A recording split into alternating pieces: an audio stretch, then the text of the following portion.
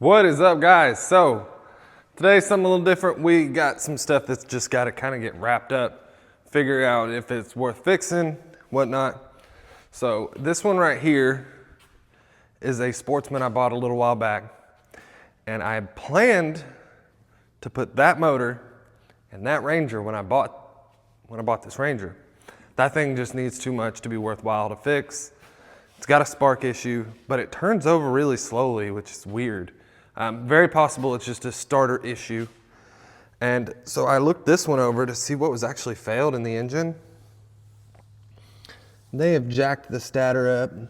He said that something to do with they had ran the bolt in too far, which confuses me because this is not broken, but they broke the cam guide right there.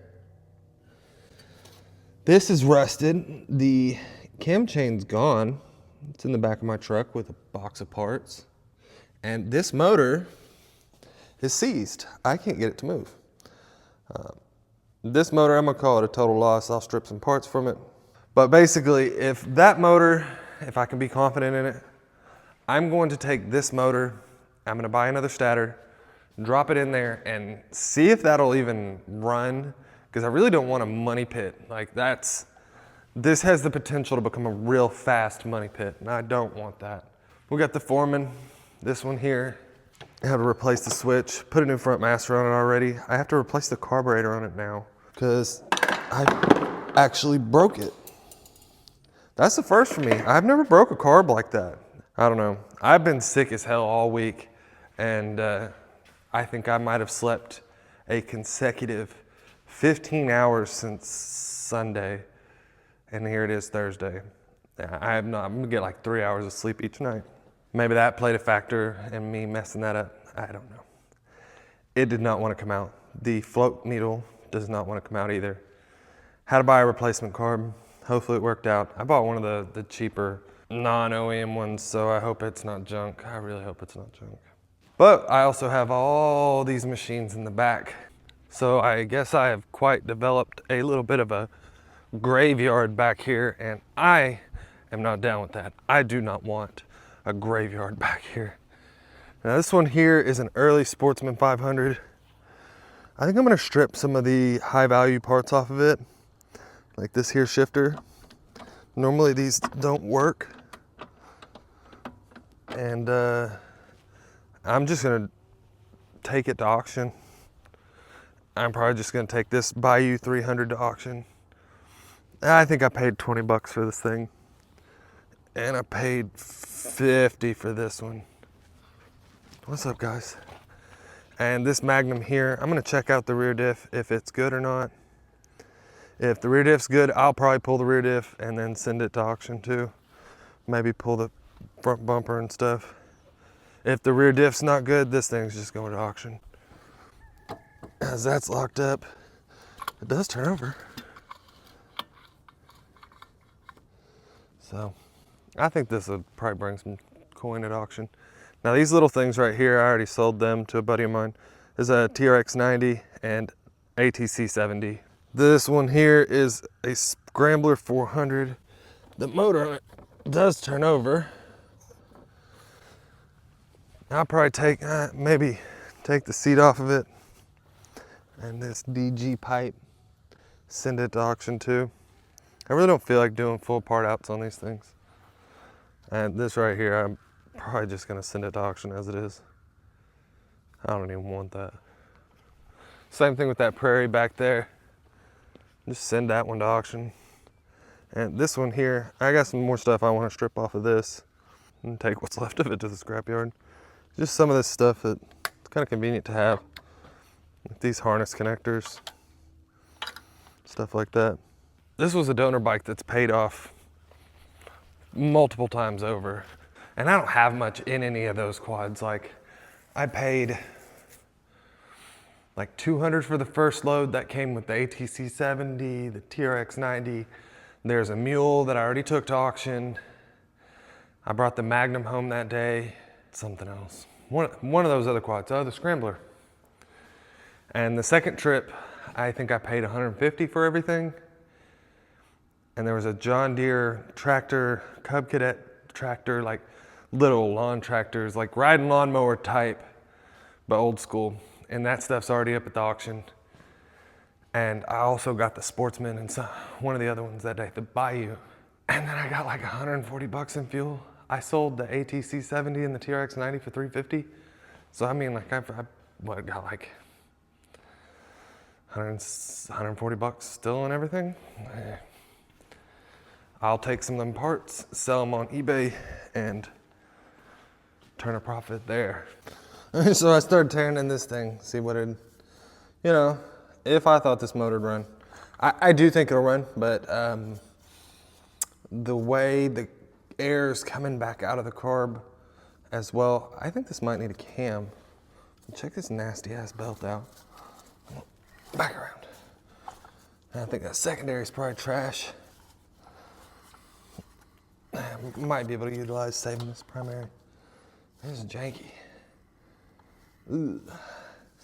So I'm gonna order a stator, and hopefully when I drop this motor in that Ranger, it'll do the whole start up and run thing and run good. We'll see, we'll see. I had to order a stator and get this thing stripped down. So I got the motor and can get it in there. All right, now we're gonna knock this thing out. That's kind of my end day goal, is to just finish this, and that's it. So start with the battery over here. Thought this thing was gonna have a good battery in it. It was holding a charge at first, but now it's not. Oh well. And then we're gonna get our switch mounted up here correctly. I wish this thing wasn't an ES though. The only thing I hate about from Honda is like the ES stuff is garbage. And we'll move on to this here carburetor. Get this swapped out. I would really have preferred to stick with OEM, but unfortunately, I fucked up, broke this one.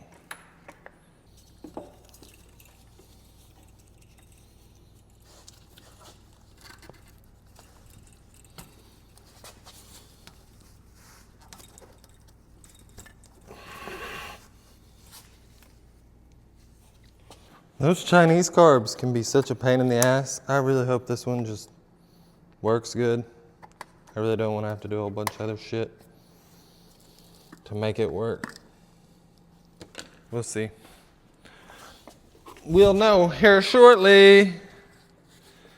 So we're almost ready to start it.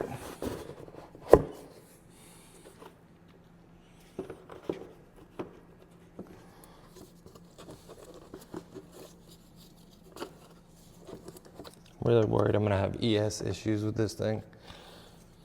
I got one bank angle sensor already ready to go though.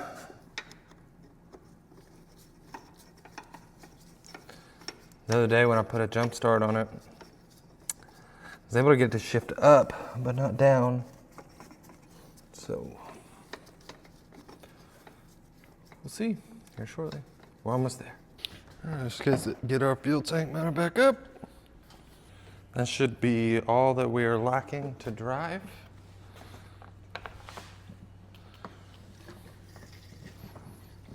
We'll put some air in these front tires and take it for a spin. So the ES is acting up a little bit. Let's see if that frees up a bit. This thing rides like a dumpster. Absolutely terrible. I don't know, maybe because I just got done riding my Outlander. All right, so we finally got this harness in to get the ES functional again. Now, this was actually pretty impressive considering it was only $20. The connections on it, they're not the like top-notch quality, but they're all right. And just build quality actually seems pretty decent for 20 bucks. This is to bypass all of the ES computer bullshit. So basically, it's got relays here. I'm assuming one for the up and one for the downshift. And you'll have power going straight to the motor.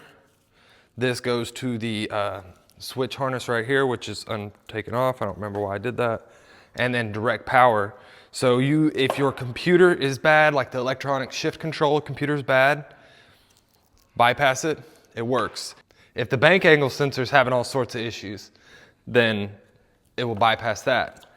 Basically making it to where supposedly the ES system is a good unit once you have this kit in here. So we're gonna get this put on, get this thing put back together, and hopefully all is well. All right, let's see. Do we shift?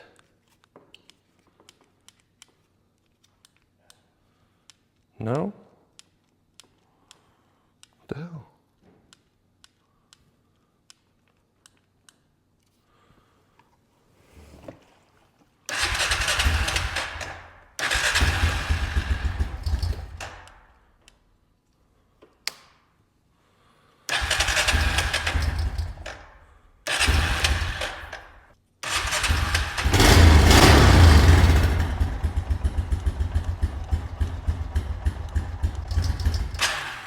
Golly, I hate ES machines. They overcomplicate the shit out of everything. That is the stupidest thing. Okay, so if you buy these kits, it doesn't come with a fuse. Why? Why y'all do me like that? Let's put a 10 amp in there. That sounds about right. Yeah.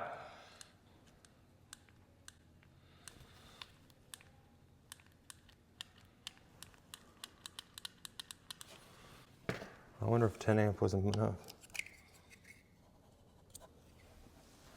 Nope, 10 amp blew it out. I am going to read the paperwork that it did not come with and see what size fuse that should take. So it says absolutely nothing, but in the pictures, it did show it having a green fuse, and that makes it a 30 amp. Let's see.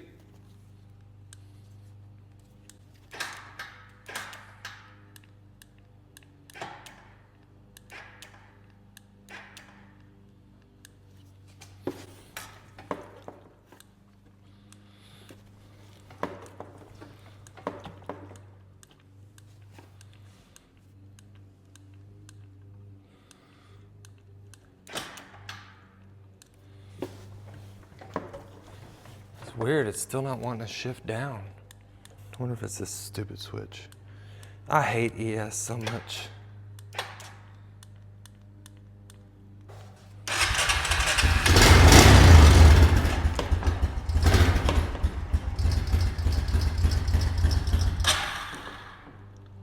Still not wanting to downshift.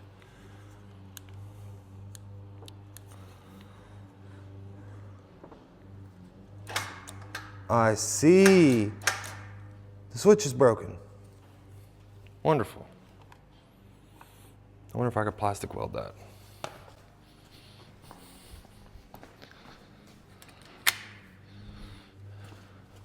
I was pressing it. Look right there. It's broke.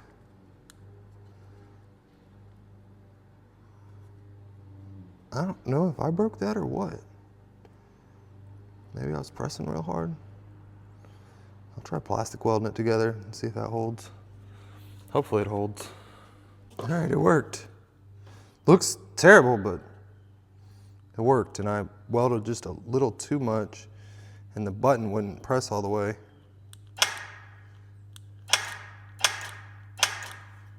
Cool. This thing just gotta go back together now.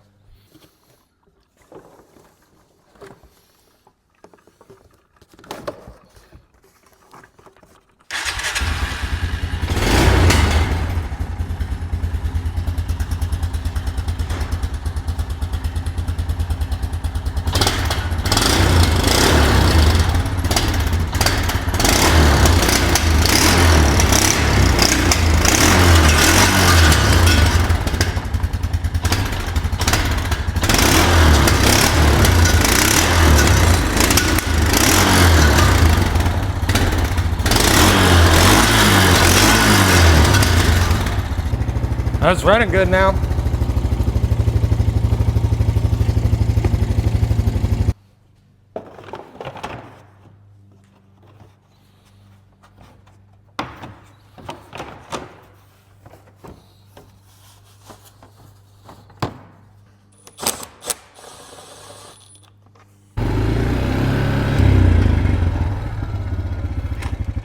Should have put a jacket on. It's starting to get cold now.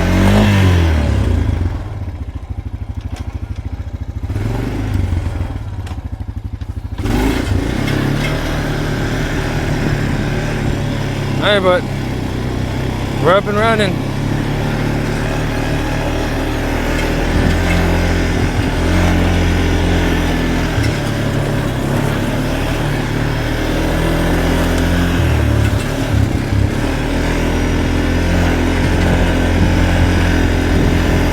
Now it's time to get this thing washed, get it up for sale, get out of here.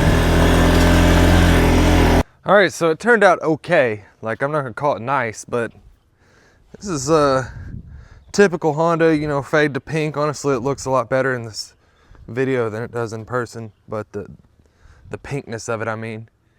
And it's okay. I mean, it gets the job done. I washed it last night and it's still not all the way dry. It's starting to get cold here. Cold's no fun for riding season, you know what I'm saying? But it's done with this one and on to the next one. And I've noticed that there's most of the people who watch the channel aren't subscribed. I'm really trying to hit 5,000 subscribers by the end of the year. So if you watch the channel and you're not subscribed, hit that subscribe button, help me out. Let's hit that 5,000.